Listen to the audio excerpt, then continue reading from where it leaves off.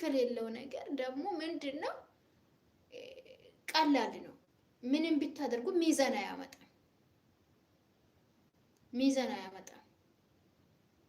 ሚዛን የሚያመጣው ትንሽ ነገር ግን ውስጡ ለምን አለ ክብደት ስላለው ሚዛን ያመጣል ማለት ነው። ህይወታችንም እንደዛ ነው። ይታገላል። ወደ ክብር ለመድረስ ወደ ክብር ለመቅረብ ግን እዛ ሳንደርስ ወደ ለክብር ለመድረስ መሀል ላይ ግን ከል እንዳለው እንዳትረሱ። ከል አለው። ማንኛውም ሰው ብድግ ብሎ ባሰበበት ላይ አይደርስም።